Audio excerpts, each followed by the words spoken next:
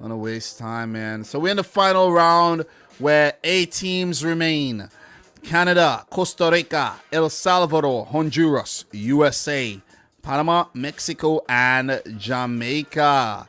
So this is what the table looks like. Before we get into the table, let's take a recap of what happened in October. So let's go back to October here really quick. October. So there were 3 match days in October. USA 2, Jamaica 0, Honduras 0, Costa Rica 0. Mexico 1, Canada 1. Great result for Canada there. El Salvador 1, Panama 1. Wow, what a result for El Salvador. Jamaica 0, Canada 0. Great result for Jamaica. Panama 1, USA 0. Ooh, bounce back for Panama. Costa Rica 2, El Salvador 1, Mexico 3, Honduras 0. USA 2, Costa Rica 1. That was a come-from-behind victory for USA. Costa Rica's players a bit too slow, bit too tired to keep up with the youth and vigor of USA. Canada destroyed Panama. Honduras lost to Jamaica on home soil. That one was a shocker. And Mexico got the better of El Salvador. So after those games, Honduras manager Fabian Coito got the sack. Hernan Dario Gomez got appointed as their new manager. And Theodore Whitmore holds on to his job for yet another international break where, you know, he's been picking up some good results. Which brings us to the table, the hex, the octagonal table, not the hex, pardon me. And this is how the hex, this is how the octagonal looks. It's 8, not 6. Mexico on top with 14 points. USA second with 11 points. Canada third with 10 points. Panama right behind in the playoff spot with 4 points. Costa Rica and Honduras 6 points. Jamaica with their first win on the up with 5. 6th place. El Salvador 7th with 5 points as well. Jamaica with a better goal difference. And Honduras at the bottom. Can't believe I'm saying this. With 3 points. A lot of work to do for Honduras. So, guys, what we're going to be doing right now, I'm going to let you know my predictions for the match day 7 matches that's coming up. So, let's get to those games and I'll share my brief thoughts and we'll move on. It's kind of weird talking about these games after a whole month of not really talking about these matches, but we got to get up to speed again. So, Friday, November 12th, Honduras versus Panama. Honduras versus Panama here.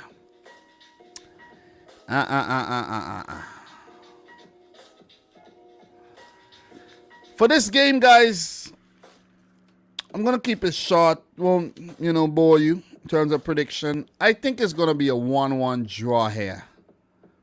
Central American nations. Hernan Dario Gomez coming up against his old side that he took to the 2018 World Cup in Panama. Thomas Christensen in charge of the Panamanian team. They have been a bit inconsistent lately, though.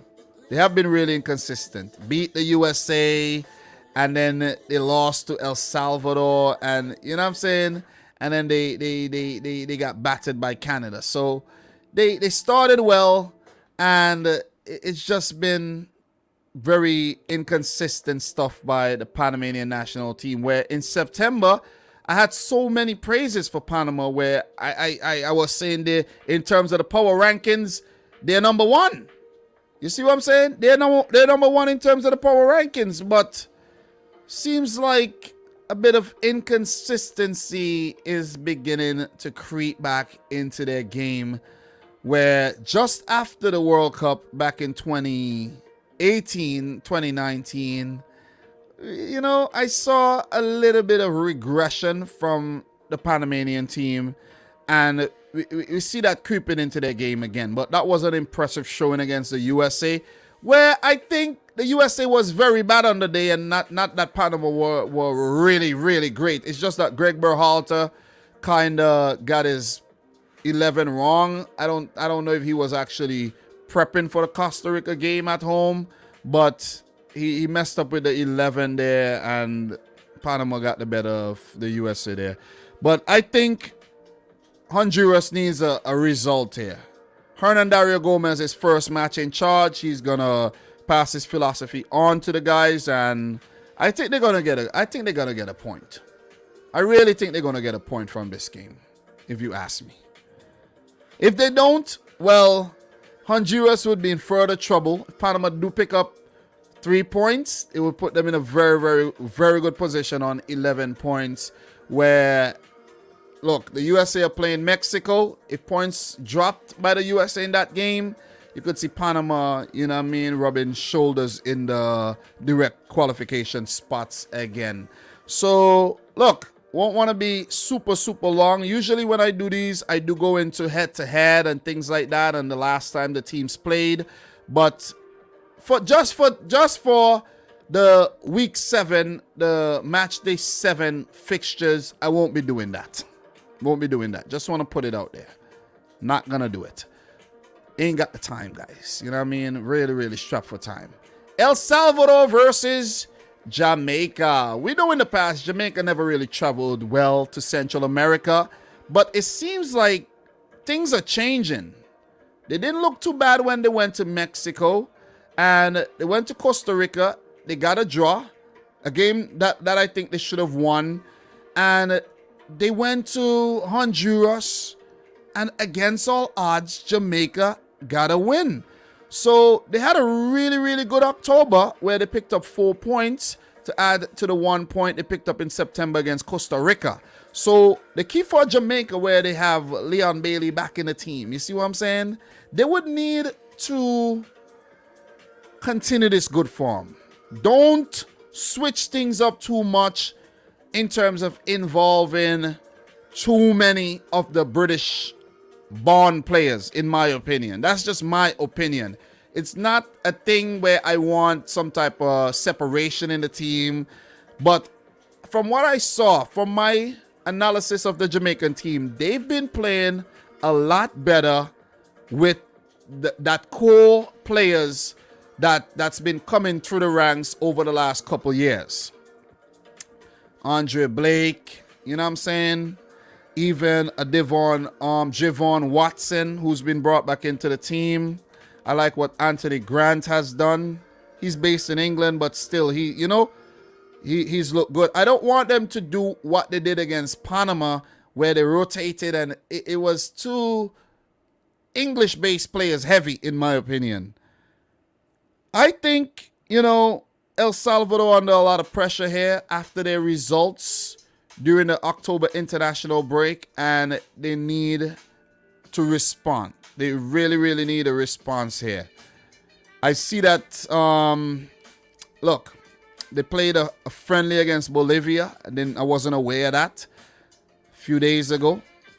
They lost that game. They lost to Mexico. They lost to Costa Rica. They did beat Panama.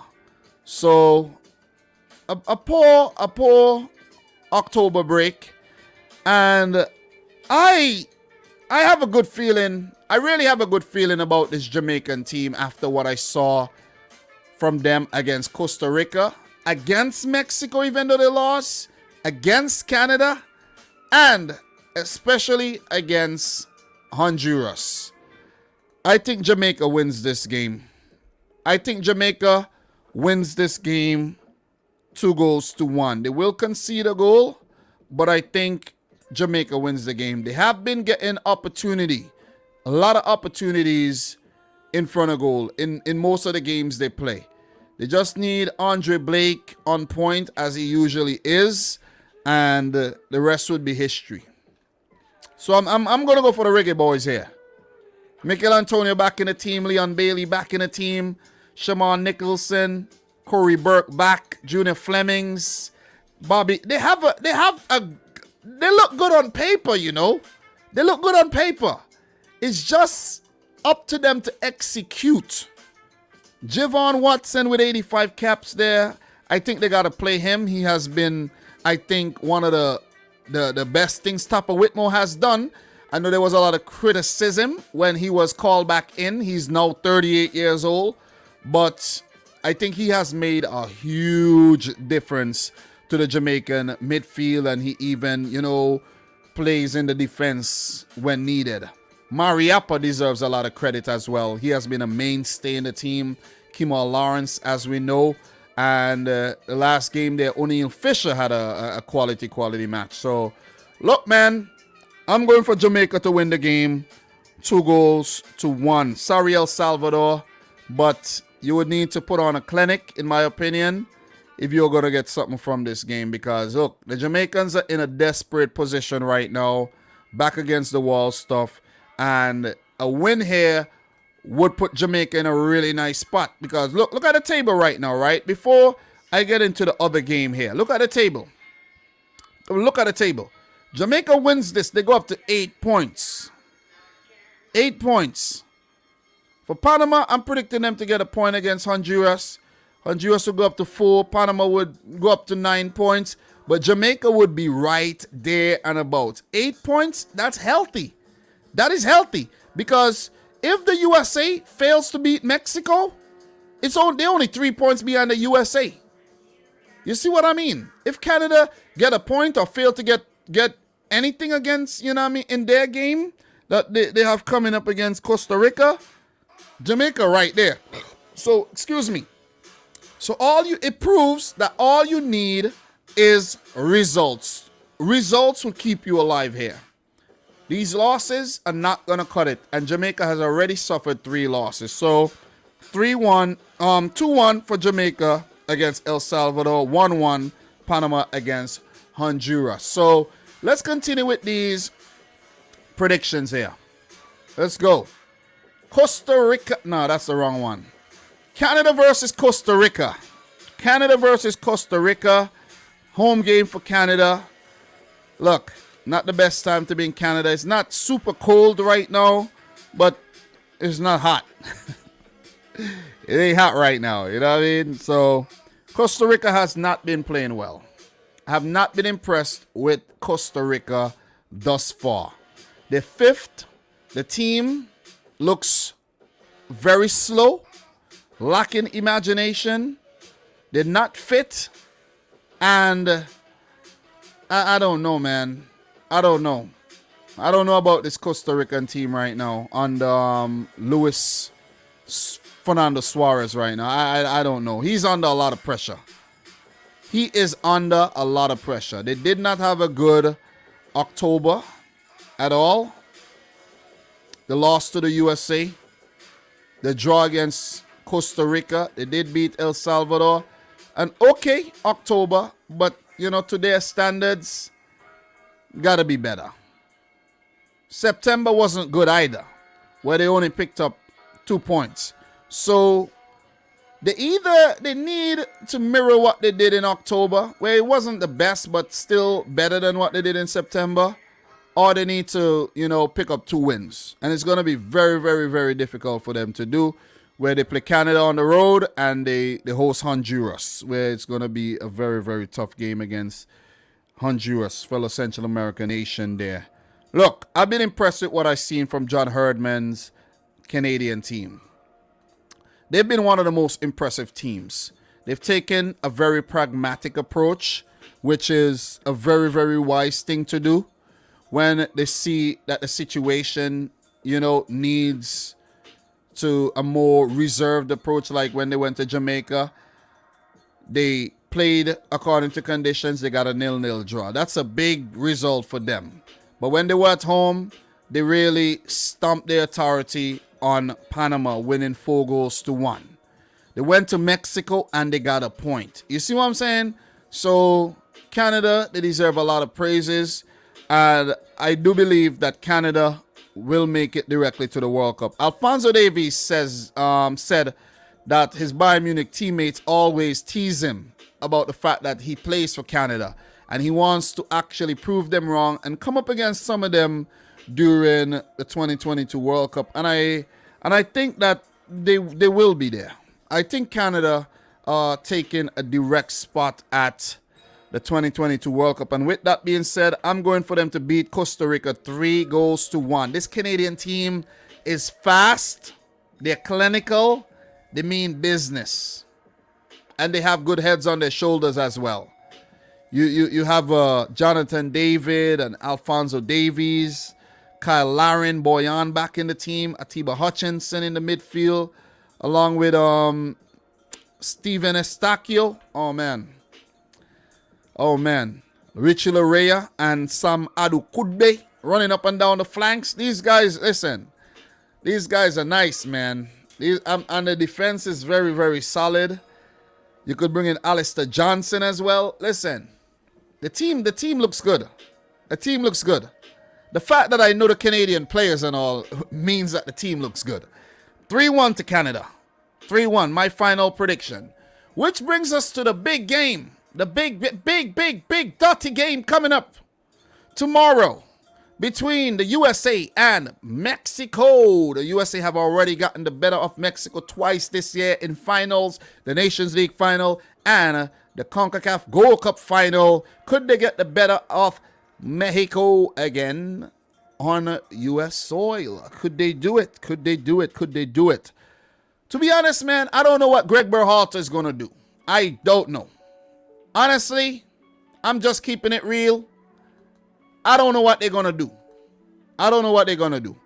They play Mexico, and then they got Jamaica. I don't know what they're going to I don't know what they're going to do. To just keep it 100%, Greg Berhalter is a very, very difficult man to predict. Very, very difficult. I don't know who he's going to start. He's called up a few new guys. I see he called up Joe Scally, 18-year-old Borussia Mönchengladbach defender. He had a good game where they beat Bayern, and there he goes, calling him up into the team, right? You deserve a call up when you play well, but I don't know. It might be a little too premature if you ask me. That's just my opinion, though. You see what I mean? No, what you call it there? The big defender there from Wolfsburg, John Anthony Brooks, might be injured. Not 100% sure what's going on with him, but pretty young team. Chris Richards, Miles Robinson might be at the back against Mexico. Could be Mark McKenzie. So Gino Dest is injured. Barcelona man who was impressive against Costa Rica. I don't know. I really don't know what Greg is going to do, man. Don't know he's going to put in midfield, whether it's going to be Weston McKennie, Tyler Adams, Yunus Musa, Gianluca Bosio, whether he's going to go in with Kellen Acosta or Sebastian Leggett. Don't know. Christian Roldan, he likes Roldan. I don't know what he's going to do. Christian Pulisic back in the fold. I think Christian Pulisic should have just stayed his ass at Chelsea, if you ask me, because to be completely honest, the man is made of glass or paper, whichever one you want to use. He should be resting. Seriously, it's going to be some intense games against Jamaica and against Mexico, and he might just get injured again. I don't want that to happen, but, you know, let's see what Ricardo Pepi does. He's Mexican, basically, Mexican-American, and let's see what he does against Mexico.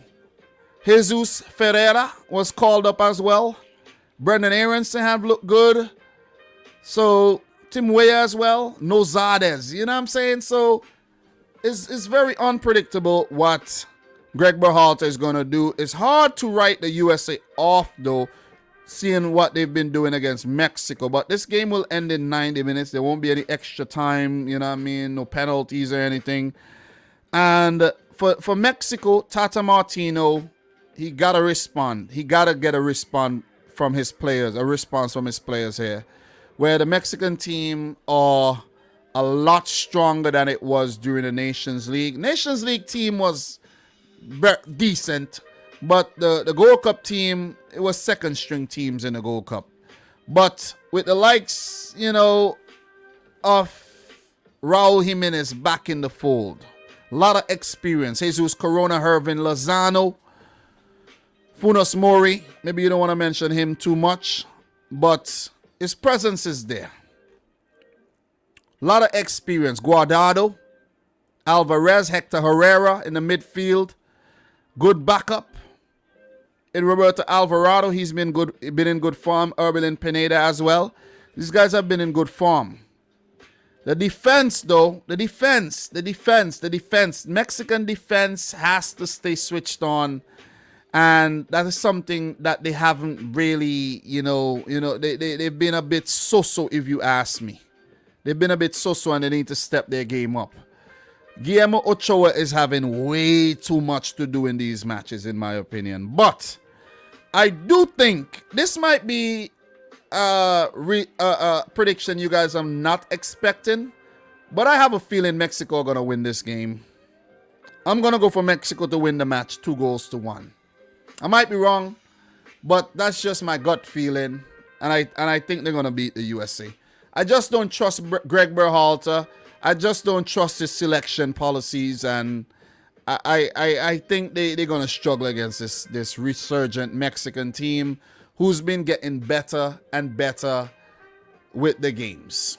Even though they've been dropping points here and there, they're still unbeaten in the octagonal. Let's go back down to the table. According to my predictions, Mexico would go up to 17 points, which would basically put them into Qatar with the games that they have remaining. And the USA will be on 11 points if my prediction actually, happens. Canada would leapfrog the USA and go up to 13 points. Canada will be second. The USA will be third, still on 11 points, where I'm predicting Panama to draw their game to Honduras. So Panama will be on 9 points, which will take Panama, keep Panama in fourth. I'm predicting Jamaica to win their game, which will put Jamaica ahead of Costa Rica, who I'm predicting to lose. And Jamaica will go up to fifth. Honduras will stay in eighth, and El Salvador will stay in seventh. So that's my predictions there. Let's see what happens.